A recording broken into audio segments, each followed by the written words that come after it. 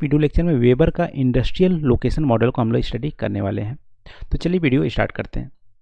तो Alfred weber एक German economist थे। उन्होंने theory of location of industries 1909 में दिया था। ये जर्मन लैंग्वेज में उन्होंने पब्लिश किया था, बाद में इंग्लिश लैंग्वेज में ट्रांसलेट हुआ था 1929 में। इसको आपको ध्यान रखना है।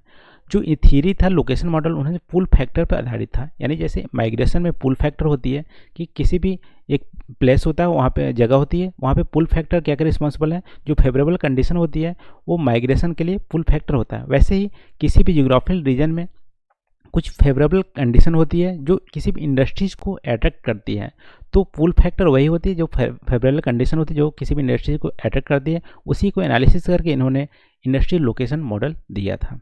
ठीक है, तो पुल फैक्टर पर आधारित है, इसको आपको ध्यान रखना है। फिर देखो, सबसे पहले इंडस्ट्रियल लोकेशन थ्योरी होती क्या है। तो इंडस्ट्रियल लोकेशन थ्योरी क्या करती है, फाइंड आउट करती है किसी भी इंडस्ट्रीज का कि ऑप्टिमम लोकेशन कहाँ पर होंगी। मान लो कोई इंडस्ट्री लगानी है, स्टील की इंडस्ट्री लगानी है, तो स्टील की इंडस्ट्री कहाँ पर लगाएंगे, जहाँ पे रॉ मटेरियल होगा वहाँ पे, या जहाँ पे मार्केट होगा वहाँ पे, या यहाँ पे पोर्ट होगा वहाँ पे। तो ये सब जो क्वेश्चन है उसको फाइंड आउट करने के लिए इंडस्ट्रियल लोकेशन थ्योरी होती है। तो जनरली दो क्वेश्चन का आंसर देता है इंडस्ट्रियल लोकेशन थ्योरी। पहला कि किसी भी जो लोकेशन होती है, कोई जियोग्राफिक एरिया है, वहाँ पे पर्टिकुलर इंडस्ट्री क्यों अट्रैक्ट हो रही है, और दूसरा पर्टिकुलर इंडस्ट्री किसी पर्टिकुलर लोकेशन पे ही क्यों अट्रैक्ट होती है। ठीक है, दोनों ही क्वेश्चन सेम ही है, दोनों का आंसर देता है इंडस्ट्रियल लोकेशन थ्योरी। जो वेबर का मॉडल है वो बताता है कि एक पर्टिकुलर लोकेशन में कोई इंडस्ट्री क्यों अट्रैक्ट होती है, यानी पहले क्वेश्चन का जवाब देता है। तो देखो, वेबर क्या बोलते हैं, पुल फैक्टर पर आधारित होती है किसी भी इंडस्ट्री का लोकेशन। तो पुल फैक्टर क्या क्या है, दो मेनली पुल फैक्टर है। पहला है रीजनल फैक्टर्स, दूसरा है एग्लोमरेशन फैक्टर। रीजनल फैक्टर क्या है, कंप्लीट नॉलेज देता है लोकेशन फिगर का। यदि वेबर थ्योरी में पूछती है कि लोकेशन फिगर क्या होती है, तो आपको ध्यान रखना है कि लोकेशन फिगर जो होता है किसी भी लोकेशन का कंप्लीट जो फिगर देता है, फिगर मतलब डेटा देता है, वो होता है लोकेशन फिगर।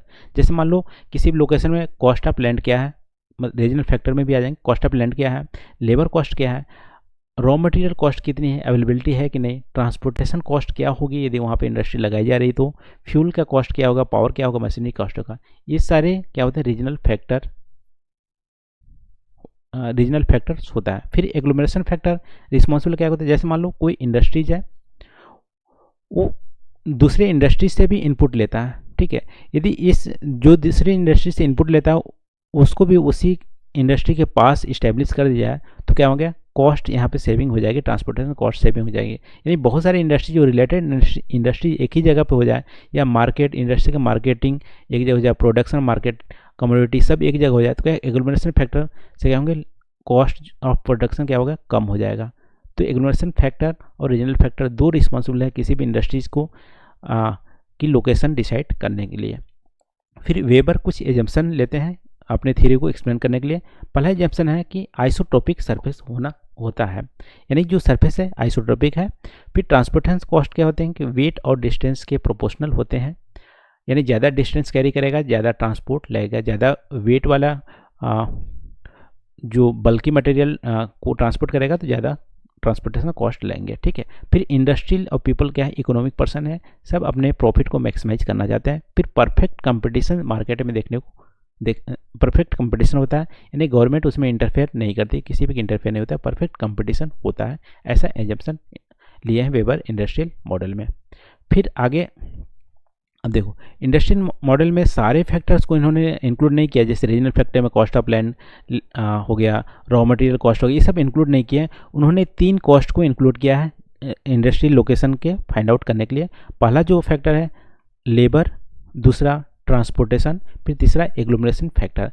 लेकिन सबसे ज़्यादा इम्फेसाइज उन्होंने किया ट्रांसपोर्टेशन कॉस्ट पे ही इम्फेसाइज सबसे ज़्यादा किया है। इसी की बेसिस पर उन्होंने लोकेशन, इंडस्ट्री की लोकेशन क्या होगी इसको फाइंड आउट करने की कोशिश किया। अब देखो, ट्रांसपोर्टेशन कॉस्ट में आपको पता होगा कि डिस्टेंस और वेट दो को कंसीडर किया है। इसके अलावा वेबर ने रॉ मटेरियल को बताया, वेबर ने बताया रॉ मटेरियल 2 टाइप के होते हैं। ठीक है, रॉ मटेरियल 2 टाइप के, लोकलाइज और यूबिक्विटस। लोकलाइज रॉ मटेरियल ऐसे रॉ मटेरियल जो स्पेसिफिक लोकेशन पे पाए जाते हैं, ठीक है। जैसे आयरन हो गया, कोल हो गया, बॉक्साइट हो गया, एक स्पेसिफिक लोकेशन पाए जाएंगे, सब जगह नहीं मिलेंगे। ठीक है। दूसरा रॉ मटेरियल है यूबिक्विटस, ऐसे रॉ मटेरियल जो सब जगह पाए, जैसे वाटर हो गया, मिट्टी हो गया, एयर हो गया, ये क्या है, सभी जगह मिलते हैं, उसको बोलते हैं यूबिक्विटस रॉ मटेरियल। फिर देखो ऑप्टिमम लोकेशन फाइंड आउट करना है, ट्रांसपोर्टेशन कॉस्ट को मिनिमम करनी है। ट्रांसपोर्टेशन कॉस्ट को मिनिमम करने के लिए क्या, डिस्टेंस और वेट, दो इसके फैक्टर हैं ट्रांसपोर्टेशन कॉस्ट में।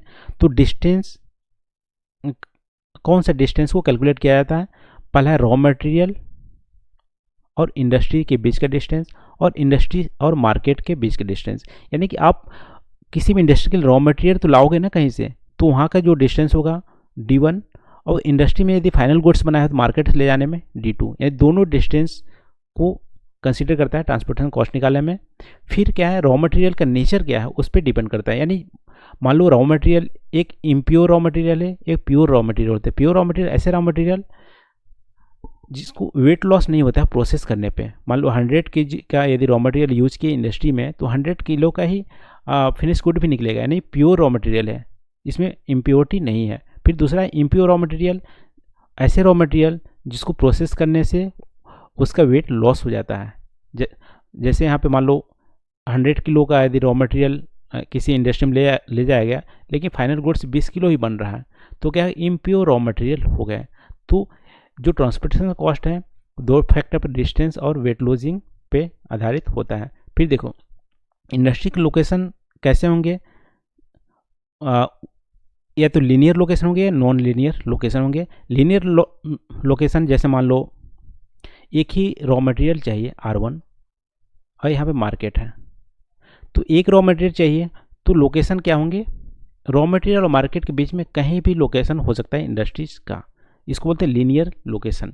जैसे मान लो यदि मान लो रॉ मटेरियल पूरा प्योर है, 100 kg मान लो इंडस्ट्री के लिए यूज होता है, प्रोसेसिंग के बाद में 100 kg रहता है, तो प्योर रॉ मटेरियल है। यदि प्योर रॉ मटेरियल होगा तो मार्केट और रॉ मटेरियल के बीच में कहीं भी इंडस्ट्रीज को लोकेट कर दो, आपका ट्रांसपोर्टेशन कॉस्ट सेम आएगा।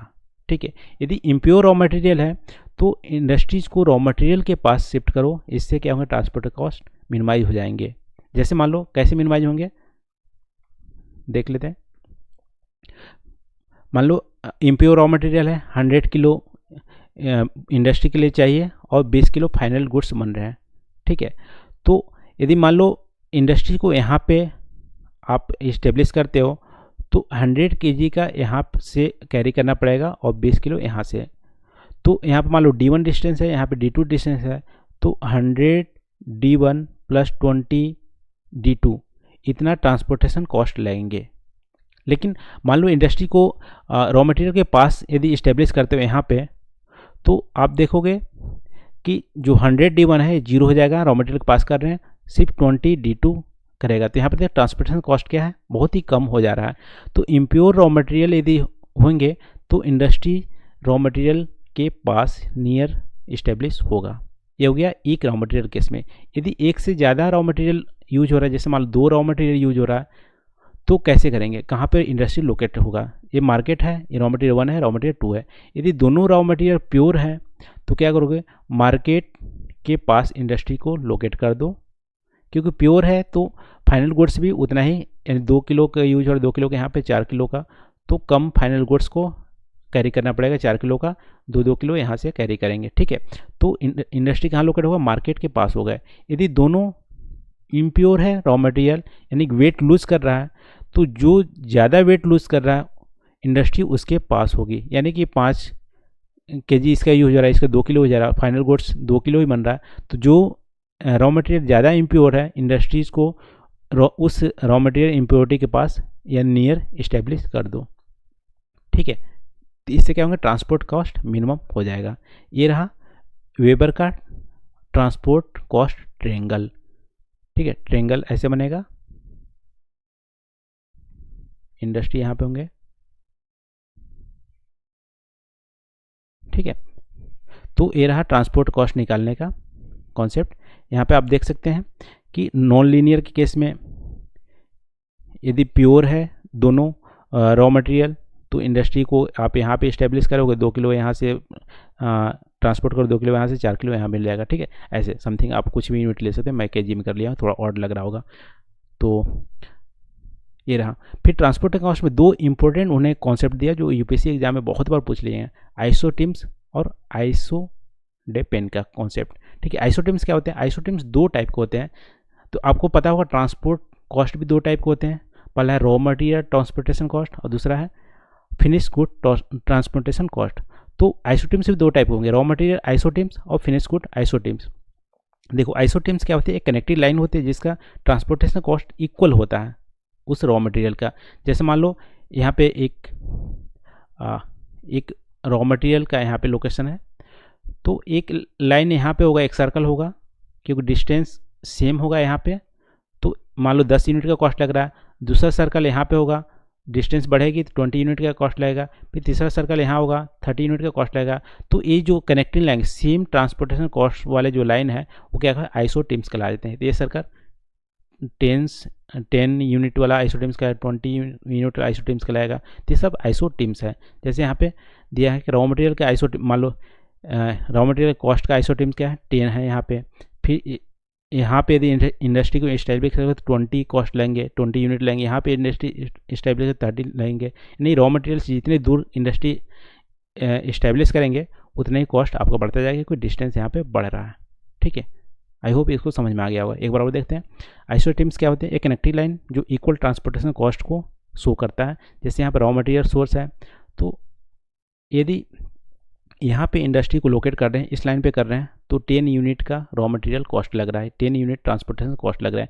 यहाँ पे कर रहे हैं रॉ मटेरियल से थोड़ा सा और दूर चले जाते हैं, 20 यूनिट का लग रहा है। तो क्या इस यूनिट पे कहीं भी इंडस्ट्री को लोकेट करोगे, कहीं भी करोगे, 20 यूनिट रॉ मटेरियल कॉस्ट लेंगे, ट्रांसपोर्टेशन कॉस्ट लेंगे। यहाँ पर हो गए 30 यूनिट का ट्रांसपोर्टेशन कॉस्ट लेंगे रॉ मटेरियल में। तो ये कहेंगे आइसोटिम्स करेंगे, 10 यूनिट आइसोटिम्स, 20 यूनिट आइसोटिम्स, ऐसे बोले जाएंगे, ठीक है। और दूसरा आइसोटिम्स क्या होता है? फिनिश गुड का आइसोटिम्स बोल सकते हैं। फिनिश गुड्स के लिए मान लो ये मार्केट एरिया है, यदि मार्केट में यदि यहाँ पे आप इस्टेब्लिश करते हो इंडस्ट्री, इस लाइन पे कहीं भी करते हो, तो आपको 10 यूनिट फिनिश गुड का ट्रांसपोर्टेशन कॉस्ट लगेगा। यदि यहाँ पे करते हो तो ये क्या लेंगे? 20 यूनिट का ट्रांसपोर्टेशन कॉस्ट लगेगा फिनिश गुड का। यहाँ पे करते हो तो 30 लगेंगे। फिर यहाँ पे करते हो तो क्या रहेंगे?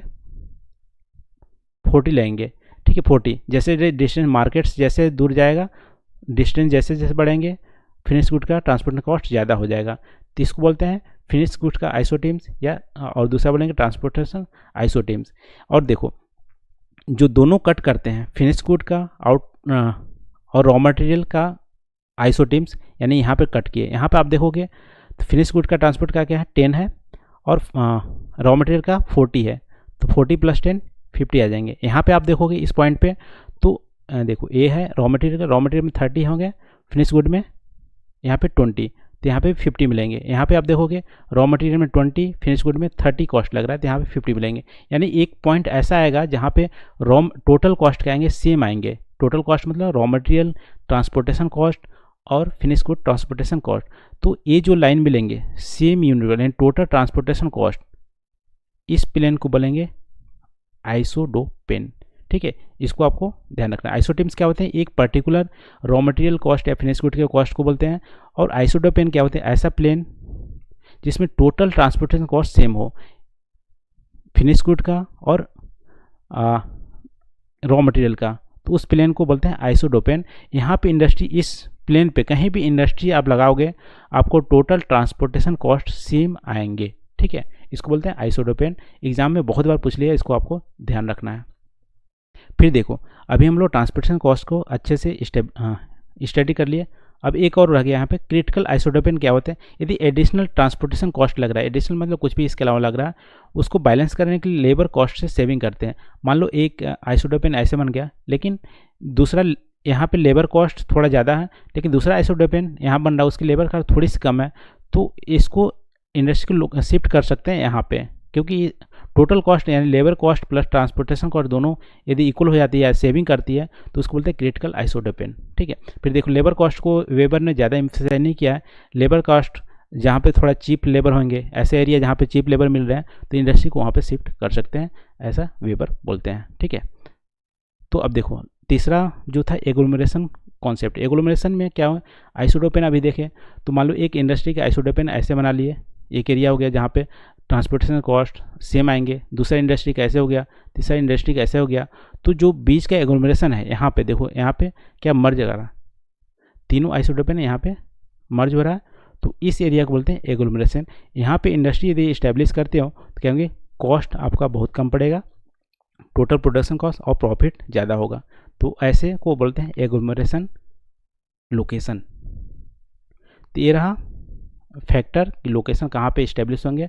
अब क्रिटिसिज्म देख लें। क्रिटिसिज्म में अब देखो, अभी तक हम लोग ट्रांसपोर्टेशन कॉस्ट को ज़्यादा एम्फसाइज किया है वेबर ने, लेकिन उन्होंने सिर्फ डिस्टेंस और वेट को कंसिडर किया है ट्रांसपोर्टेशन कॉस्ट निकालने के लिए, ठीक है। लेकिन ट्रांसपोर्टेशन कॉस्ट अभी की दुनिया में आप देखोगे तो क्वालिटी, आप देखो टाइप ऑफ ट्रांसपोर्टेशन, किस टाइप का ट्रांसपोर्टेशन यूज कर रहे हो, रेलवे यूज कर रहे हो, रोडवेज यूज कर रहे हो, वाटरवे यूज कर रहे हो, इससे आपको मतलब वाटर से अभी ट्रांसपोर्ट कर रहे हो तो बहुत चीप पड़ेगा, ठीक है। रोड से कर रहे हो थोड़ा कॉस्टली पड़ेगा, रेलवे से कर रहे हो थोड़ा सा चीप पड़ेगा। तो टाइप ऑफ ट्रांसपोर्ट को इन्होंने इग्नोर किया है। क्वालिटी ऑफ गुड्स, मान लो पेरिसेबल गुड्स है, जैसे टमाटर है, टमाटर को ट्रांसपोर्ट करने में ज़्यादा कॉस्ट लगेंगे एज़ कम्पेयर टू गेहूँ, ठीक है। क्वालिटी ऑफ गुड्स को इन्होंने इग्नोर किया है। टोपोग्राफी को इग्नोर किया है कि माउंटेनियस होंगे कि नहीं, फ्लैट एरिया को कंसिडर किया है। तो ये सब इन्होंने अनरियलिस्टिक एजम्पशन माना है। फिर दूसरा दे अनलिमिटेड सप्लाई ऑफ लेबर, इन्होंने एज्यूम किया है अनलिमिटेड सप्लाई ऑफ लेबर है, वो भी अनरियलिस्टिक है। आज की दुनिया में देखो लेबर सब जगह उतने अवेलेबल नहीं होते हैं और कॉस्ट ऑफ लेबर वेरी करता है। फिर देखो इन्होंने मार्केट को एक पॉइंट मान लिया है। अभी ट्रांसपोर्टेशन कॉस्ट हम लोग कैलकुलेट कर रहे थे, मार्केट को एक पॉइंट मान लिया, लेकिन ऐसा नहीं है। रियलिस्टिक में क्या देखो, एक मार्केट एक पॉइंट नहीं होता है, जो कंजप्शन पैटर्न होता है वो स्कैटर्ड होता है। जैसे स्टील का रिक्वायरमेंट ऐसा नहीं है कि मान लो आप बोकारो में बना रहे हो स्टील, तो आपको दिल्ली में ही इसका कंजप्शन होगा, ऐसा नहीं है। दिल्ली में भी हो सकता है, मुंबई में हो सकता है, चेन्नई में भी हो सकता है। तो मार्केट एक स्कैटर्ड है, ठीक, एक जगह नहीं है। तो ये क्या है, अनरियलिस्टिक यहाँ पे दिखता है। फिर देखिए वेबर ने इग्नोर किया है डिमांड को इन्होंने इग्नोर किया, सिर्फ रॉ मटेरियल अवेलेबिलिटी देखा कि ट्रांसपोर्टेशन कॉस्ट कितने लगेंगे। फिर वेबर ने हाई लैंड कॉस्ट को इग्नोर किया। एग्लोमरेशन एरिया में जहाँ पे जैसे आइसोटोपेन जहाँ पे मर्जिंग होंगे वहाँ पे लैंड कॉस्ट बहुत ज़्यादा हाई हो जाएगा। तो लैंड कॉस्ट हाई हो जाएगा तो आपको हो सकता है वहाँ पे कॉस्ट ऑफ प्रोडक्शन हाई हो जाए, तो उसने इग्नोर किया है। फिर सोशल पॉलिटिकल स्टेबिलिटी को इग्नोर किया है। फिर और उनकी इन्फ्लुएंस, जैसे मान लो हिस्टोरिकल फैक्टर रिस्पॉन्सिबल, मान लो आप बनारसी में तो जैसे बनारस में तो आप स्टील का प्लांट लगा नहीं सकते ना, वहाँ पे हिस्टोरिकल फैक्टर अलग है। तो उन्होंने भी पॉलिटिकल हिस्टोरिकल फैक्टर को इग्नोर किया है, ऐसे इंडस्ट्री में उन्होंने जगह नहीं दी है। तो ये सब क्रिटिसिज्म आप देख सकते हो। तो प्रीवियस ईयर का क्वेश्चन कुछ यहाँ पे पूछे गए हैं, यहाँ पे मैं लिस्ट आउट कर दिया हूँ। आप कमेंट में आप इसको सॉल्व कीजिए, ठीक है, कमेंट करके बताइए। तो आज के वेबर के इंडस्ट्रियल मॉडल में बस इतना ही। आई होप आपको जो मॉडल है आपको क्लियरली समझ में आ गया होगा, ठीक है। तो थैंक यू फॉर वॉचिंग, मिलते हैं अगले वीडियो में नए टॉपिक के साथ। Thank you.